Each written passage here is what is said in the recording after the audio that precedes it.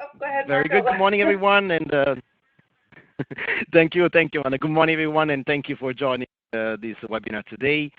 Here we are. Welcome to the magnificent Italy trip. This is with Beckett Tours, set aside for September of 2017, and I do hope indeed that you will have this date set in your calendar and ready to participate. Dates you can see right up here on the screen, September 16 to the 26th. And here we are. We are ready to go to your destination. My name is Marco Evangelista from Central Holidays. We've been operating travel to the destination since 1972. I'm happy to introduce you to this journey, but more importantly, share with you what are truly the experiences that you're just about to live. So, what a very introduction to the destinations. Italy as a destination of beautiful arts and architecture. It's well known, the destination as being one of the most UNESCO sites in the world. There's over 50 lined up all over Italy. You're actually going to experience quite a few during your journey, but more importantly, the arts and the architecture of these destinations are just about everywhere. Not only in the museums, all over the streets, whether it's a church, whether it's a small corner fountain. These are the things for you to discover while you're going to be over to the destination on September. The food culture, something that I love to share with you. I love food in general. The food culture in Italy is quite an important asset of this program itself. Now, of course, Italy is well known for the passion for food. I have to say that either while you're traveling this journey, whether it's a dinner, one of the local dinners in the special restaurant set aside for you, or it could be the quick pizza snack, right, that you might have in the afternoon in one of the local piazzas or the local little shops. Please feel free to immerse yourself, in what is probably one of the most important subjects in the daily discussions in Italy, which is food and wine. And let me tell you, there's quite a bit of this in your program set for you. We call it the dolce far niente or the easy life. This is part of the experience. Multiple squares, and then especially in the towns that you're just about to leave, you'll find lots of opportunities to mingle with the locals, set some time aside just to discover and maybe have conversations with the locals. Italians are quite friendly to that aspect.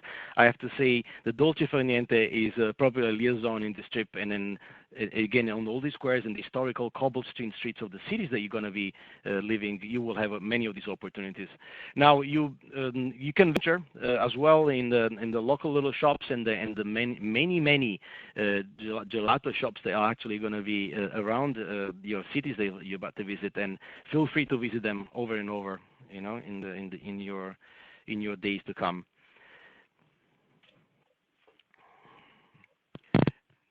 Now, this is a beautiful backyard picture here, the Italian landscapes.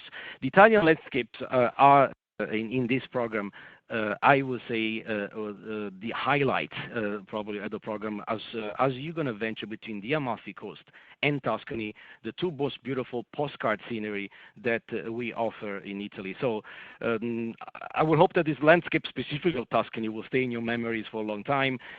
You will be traveling through hills in the charming regions, and this is one of the pictures you will experience as you're going to travel around.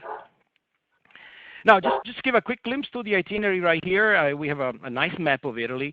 You're going to be departing from your home-based airport and flying into the Amalfi Coast, and specifically to the area of Naples. I'm going to point out right here.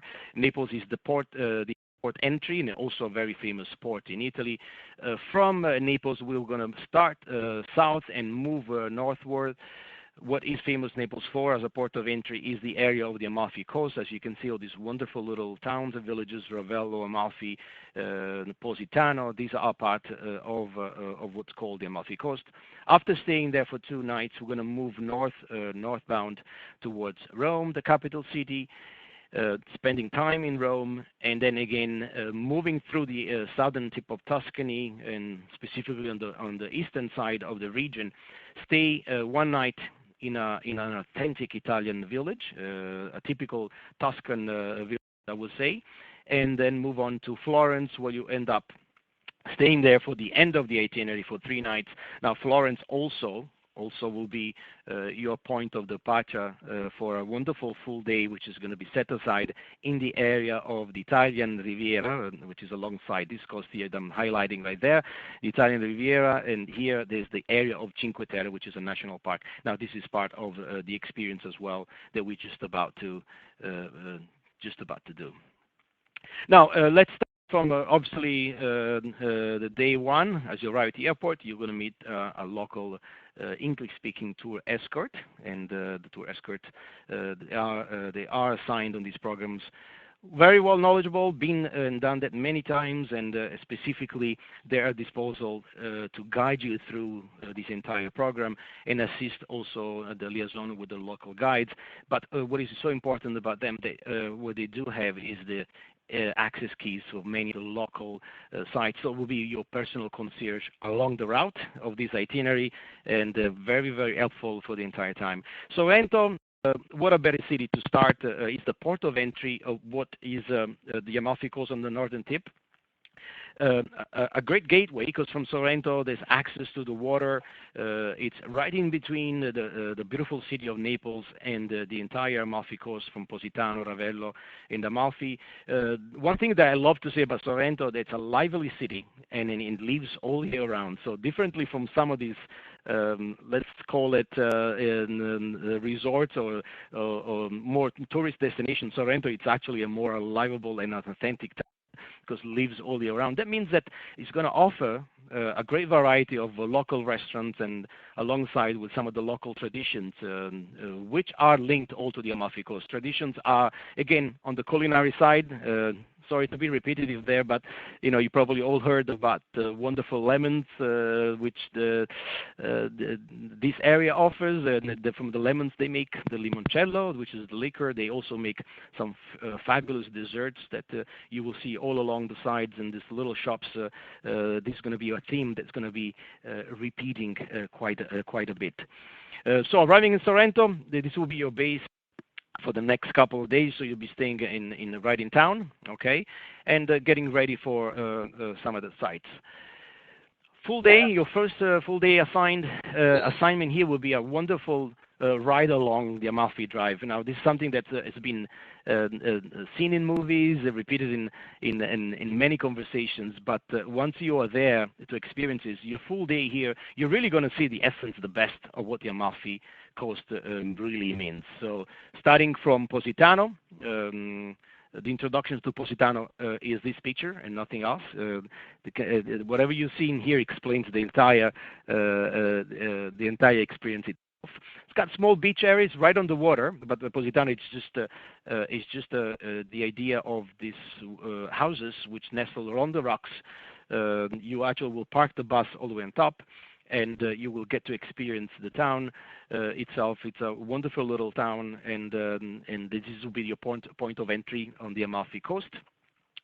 Not only that, moving along from the Positano, going up into the mountainside of the Amalfi. Obviously, if you go a little bit up towards Ravello here, you have a much wider view of the beautiful and the sea here. Ravello, it's another wonderful little jewel up in the northern tip of the region. Here you will have an opportunity to have lunch, and this is what to expect, again, as far as the view is concerned. From Ravello, obviously, we're going to be moving to Amalfi, which is the town itself that gives the name to the area. And Amalfi, it will be on the the most eastern side of the Amalfi Coast. From there, weather permitting, you also have an opportunity to hop on a nice boat ride. And then what better way to experience the coast once you see it from far aside on a wonderful boat ride. Not too bad as the first day here. When it comes to the second overnight, we have, of course, the meal plan included in there. But the moving northward towards Rome, always we need to make sure that we engage you in wonderful sites as well. So no passages are left without something interesting. So in this case, as you move from the Sorrento area or up towards Rome, is a must do a stop in Pompeii. So basically here, let's say from this end in Pompeii, it will be like a nice visit. A full English-speaking tour guide, an experienced tour guide will be waiting for the group, and then you will have an opportunity to visit the excavation. Pompeii doesn't need much of an introduction, but the archaeology side, it will require, but I would say about at least an hour and a half to 2 hours, and you get to see a city that basically destroyed the devastation eruptions of the Mount Vesuvius. You see a little bit of Mount Vesuvius here, but you will see the Mount Vesuvius a bit better as we move away from Pompeii, going towards Rome. Now, this is a picture of Naples, and with the port of Naples, the Vesuvius stands right behind the city, and you can imagine right at the bottom of the volcano there. That's what Pompeii is, and in this way, we're going to be moving northward towards the of Rome. Arriving in the city of Rome, again, distances are not irrelevant. I would say probably the farthest point here from Sorrento to Rome, it might be a 3.5 hours drive, but I split in between with a visit to Pompeii, so that makes even the bus ride much shorter. And this is very important as you are traveling around Italy. We want to make sure that you don't have long distances right on the bus. Okay, so the Eternal City, Rome, it's going to be your center point here of your trip. But the way it's been scheduled, you do have a good solid visit of the city. Upon arrival in the city of Rome, obviously that night, you're going to relax and make sure you get ready for the day after, and this is the day after in Rome. What a better way to start is really with a wonderful walking tour into the we call the historical city center. Now, these are areas that buses really they're not even allowed to go around. So with your guide, the guide will make an opportunity to move around the city center and show you the most important sites for you to experience with the tour guide, and possibly say once you learn the destination, you probably will go back on your own at your leisure time. So the historical walking tour here, and the Pantheon here. This is one of the sites that the guides will never miss. The Pantheon is a wonderful archaeological site. I have to say on the Pantheon that you will have an opportunity to do. The thing that I remember about the Pantheon is the gelato shop, which is across. The Giolitti is one of the oldest Italian cafes. And it started like a milk store in the end of the 1800s, and today is one of the most popular gelato in town. But the Pantheon itself, it's going to be an experience within an experience. Now, this used to be a former Roman temple, is now a church. A wonderful experience every year. Right inside, this church now you will have a full open dome, and every year, just about with springtime, they usually have from this dome they'll drop down a rain of petals, and it's one of the features of this, and it's like one of the hidden secrets of this wonderful temple. Now the guides will give you better stories than me. Piazza Navona, it's also within these walks of the old historical city center. Piazza Navona is now, what used to be a battlefield with water, now is a setting for artists, wonderful shops, little cafes. And again, the tour guide will guide you through here. I think once you've learned your way around, you most probably will go back on your own at your leisure time as well. And of course, the wonderful fountain of Trevi. Now, you're lucky this year because one of the most recent time I was there was a lot of construction going on. They completely cleaned it up and they brought it to the glorious. And now this fountain it's ready for you to be seen. Now again, this is a point where the tour guide will give you the historical aspects of the monuments and possibly all the sites you're about to visit. But then again, with your tour manager around you, it also is going to give you additional stories. So when it comes to the morning, we pretty much covered it all. obviously there's many other sites. These are just a sample of what you'll be going to be seeing. In the afternoon, here after some leisure time, the whole schedule is dedicated to the ancient Rome. So here it is the Colosseum and the Imperial Forum. The entrances included in this program are always skip the line, very important. So we have set aside schedules for you to get in. The tour guides all, like you said, they do on a daily basis, so they know they move their way around rather nicely. So they will spend all the time that's needed within the Colosseum, which you'll see right here. And importantly, they will also walk you through the Imperial Forum and tell you all the stories of these wonderful projects of the Roman Empire. Okay, so having a full day like this, you're probably going to be needing your relaxing time. They always give you additional time for some shopping or relaxing before you engage your next activity. And we took care of this day as well. The day to follow, it's probably what some of you have lined up this program for, the visit to what we call it, the country within the city, the Vatican, which is a separate entity within the city of Rome. It's an experience itself. The way this visit is actually scheduled with a tour guide, we have the skip the line entrance to the Vatican museums, where you'll be able to experience the Sistine Chapel, which was, by the way, the first picture that I opened up the presentations with.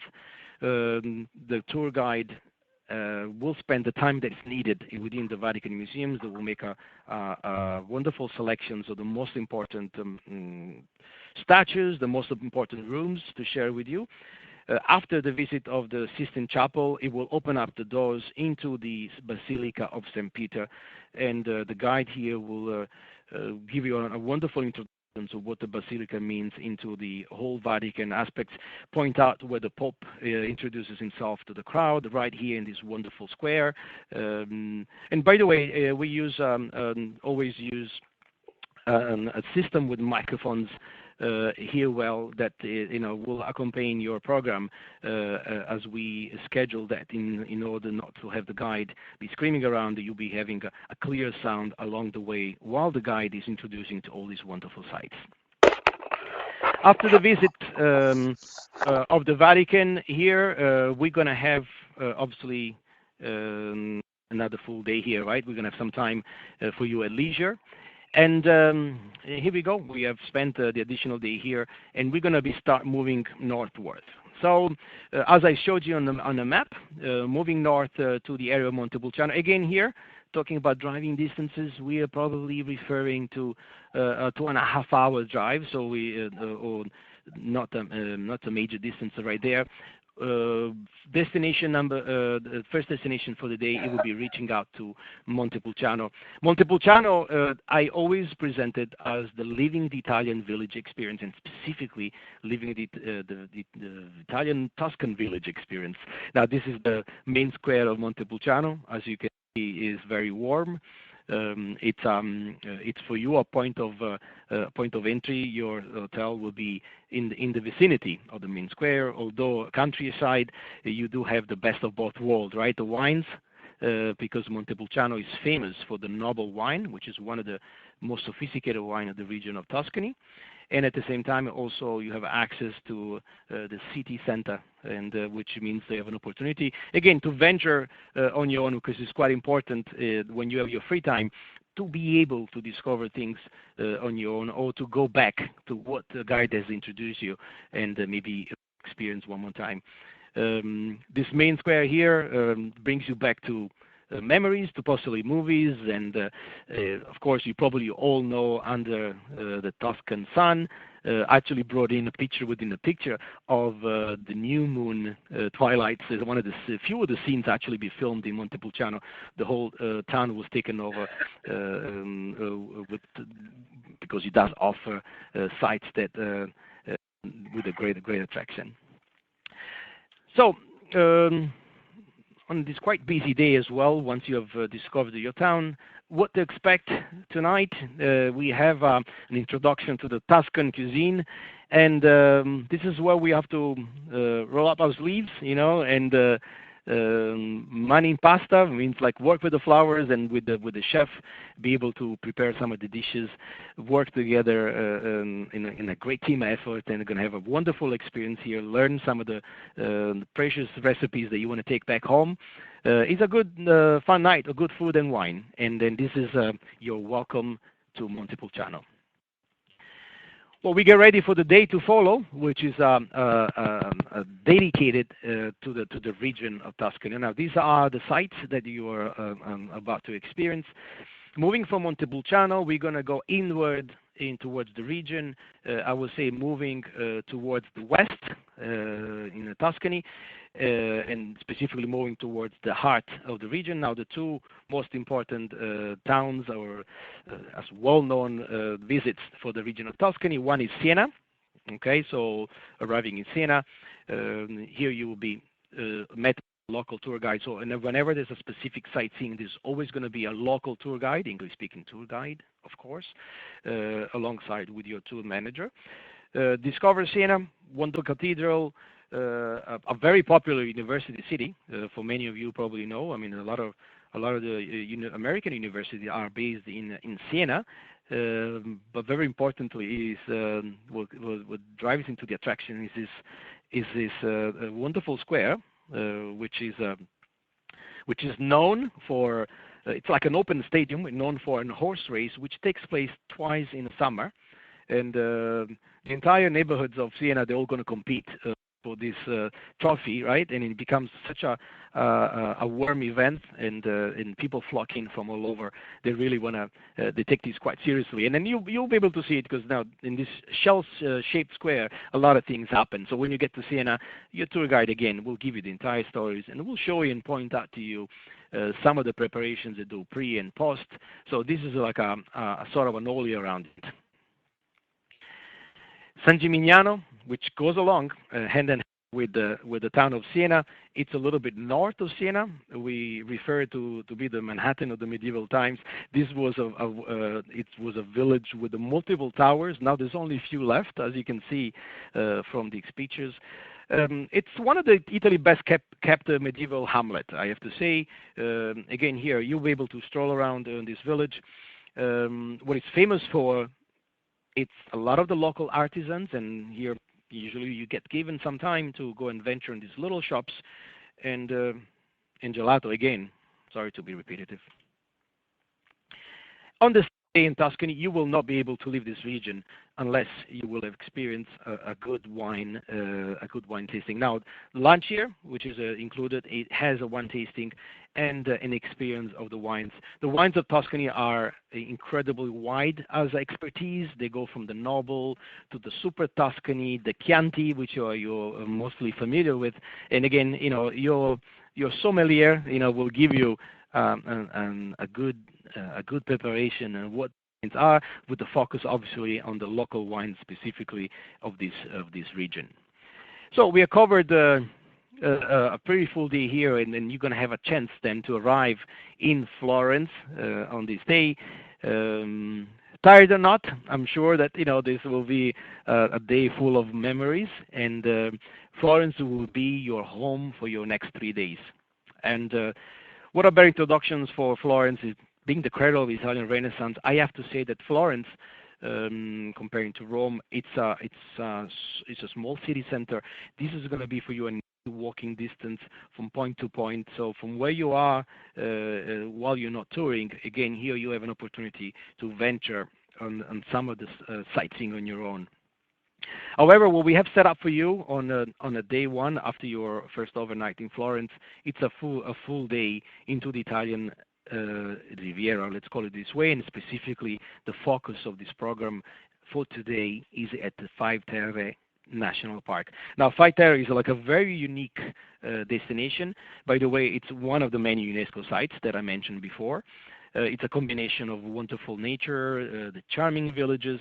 There's actually, to be specific, 5 of them. That's the name Cinque, stands for 5. They're all connected by train and water. So that means that to go from one village to the other, these are the means of transportation, and few of them, they are walkable. That means there's wonderful paths in between. Weather permitting, your day will be pretty much by boat because it's the best way to visit them and also the fastest way. And the guide here, again, a local English-speaking guide, will make a wonderful selections based on the availability of the day and specifically on the weather. Okay. So after we spend this wonderful day in the Cinque Terre, go back to Florence, and the days to come in Florence, it will be dedicated to the wonderful city center. The walking tour with your tour guide will include the multiple piazzas and some of the churches that you will see along the way. But more importantly, we have the entrance set aside at the Accademia. The Museum of the Accademia is well known for the David, which you see in this picture, one of the most wonderful pieces of art ever, and probably the most popular that we have in Italy. And this is another sample, because I'm just bringing in some pictures. I mean, obviously, you're going to see much more than this. This is one of the churches, and specifically is the Church of Santa Croce. Now here, this is famous for multiple things, but specifically also being the grave of many artists, and specifically Michelangelo itself. Well, this is a brief highlights, what to expect from this trip. What are the highlights? So we have went through, again, the Amalfi Coast, Pompeii, Rome with its monuments, the Trevi Fountain, Piazza Navona, the Pantheon. You visit the Colosseum, you visit the Vatican Museum. We have the landscape of Tuscany with the city of Montepulciano, the Chianti region, Siena, the cooking demo, the wine tasting, see the charming villages of the Italian Riviera, which is the Five Land, the Cinque Terre, and Florence itself, which is the Renaissance capital of Europe, with the Accademia and the statue of David with Michelangelo. So, what introduction to this trip? I mean, you have really in a nutshell right here, the wonderful experience to combine probably the best of the best. What will be next? How to book? I mean, here the contact right there. This is for Bracket Tours. Please log up to the website, call up, ask for information. I do hope that you have all the excitement lined up and ready to sign up for this program. If you do have any questions today, I'm here for you, and I'll be more than happy to assist you and answer some of these questions. All right. Thanks, Marco. If you do have any questions, there's a Thank you, Amanda. down in the bottom left-hand corner.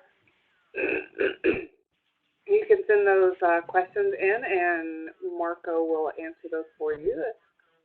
So if we do have any questions, let's see here. But also, if any questions will rise up, I mean, tonight, tomorrow, please feel free to direct them to Amanda at Bracket Tours, and I'll be able to. If you have any specific questions of even events going on around the time in Italy, or any specific interest you may have on a personal base, feel free to send it over, and we'll have our Italian team already look up for you in advance. All right, Marco, looks like we got a question. What type of clothing would we wear in September? Oh, thanks. Good question. September is probably one of the most fabulous months in Italy. The summer is over. I would say that it depends. Starting from the Amalfi Coast, it will still get some good warm days, which could reach up to the 80s. I will say that you will need comfortable clothing at night. It's always necessary to have something warmer. Reasons why, because I would imagine probably in the Cinque Terre towards the late afternoon, or maybe possibly even in Montepulciano late at night. It depends on how the weather is going to be also that week. As you know, it's all very unpredictable. Best recommendation is that about a week before travel, we get to see what the forecasts are and see if there's any unusual weather around that time. But it's usually very nice warm days, and specifically in the Amalfi Coast, a lot of the resorts are open until the end of September, just to give you an idea. So it's a good solid month. basically kind of what we recommend too is that you bring clothing that you can wear. So if you have warmer days and cooler, there might be cooler nights. That way you can put maybe. It is indeed, yeah. Yeah. Sometimes it really in the morning, it starts chilly and then warms up, rather quickly. So then again, you want to make sure you get yourself all the base covered. All right. Do we have any other questions for anybody? Marco is here to answer those. All right. Well, Marco, it doesn't look like we have any more questions for the time being. But if you I'm glad. I guess I was. Yep, go yeah. ahead. If anyone has more specific questions, please go ahead and send it over, and I can email back to Amanda and again assist you on that.